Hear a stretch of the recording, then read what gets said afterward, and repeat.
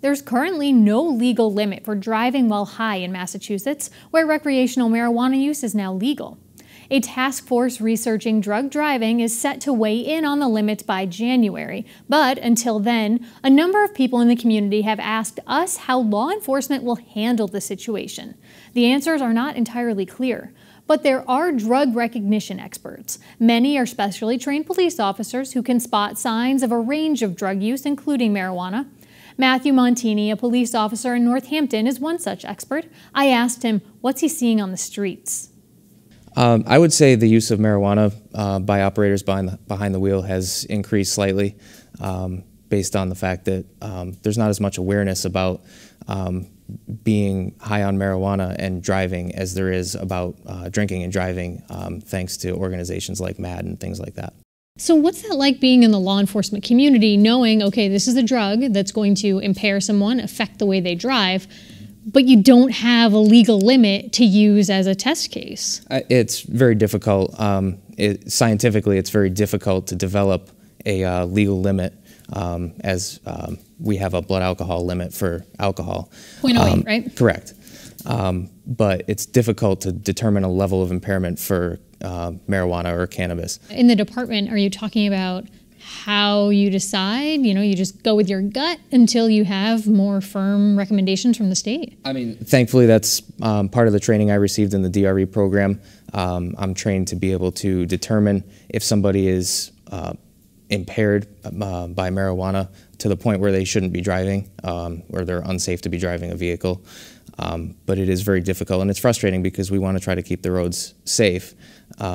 And there's a lot of misconception about the use of marijuana and how high, so to speak, is too high to be driving safely. So I'll have us dig into that more in a minute, but you said DRE, and that's drug recognition expert, and you train specifically in that. Yes, ma'am. How is that area of expertise different than the standard drug training that a police officer would receive anyway? A police officer, in the course of their academy training, receives training on alcohol enforcement, and they also receive some level of training on determining whether somebody's impaired by a drug other than alcohol.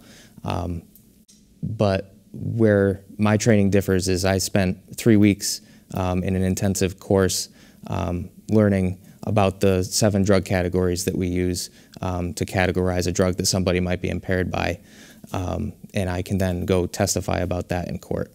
So for you, why was it important to get this additional layer of expertise and training? We're seeing a lot of impairment by other drugs other than alcohol.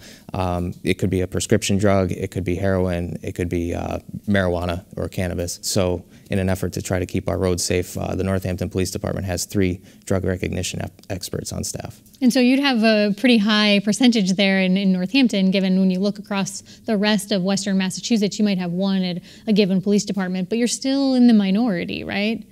Yes, very few police departments, particularly in Western Mass, have drug recognition experts on staff. There's on the order of 150 drug recognition experts in the state, and we happen to have 3 of them. We're very fortunate.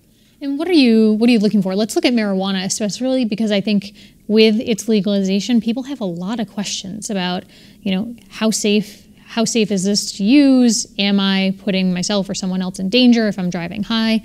What are you looking for when a person is high?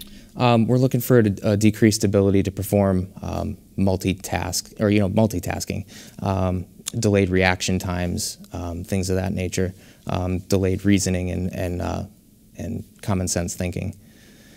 So the Drug Driving Commission, which is outlined by the state, is looking at this issue of how high is too high to drive here in the state of Massachusetts. They're likely to make a recommendation in January. In Colorado, they've set 5 nanograms per milliliter as their level.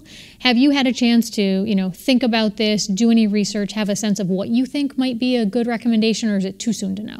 I think it's too soon to know at this point. I know that there are devices, scientists are trying to develop devices to determine a blood alcohol content. Like we have a preliminary breath test for alcohol.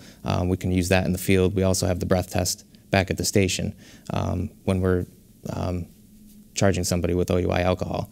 But there's no such device quite yet for OUI marijuana. recommendations that you would give to people to say, like, you know, you have a glass of wine, like you might be okay to drive. 2 glasses, you're pushing the limit. Do we have a comparable for marijuana yet? Not really, and it's so different from person to person, and the concentration of THC in whatever it is that they may have consumed, whether they smoked it or they consumed it in an edible, the variances are so great that it's difficult to say.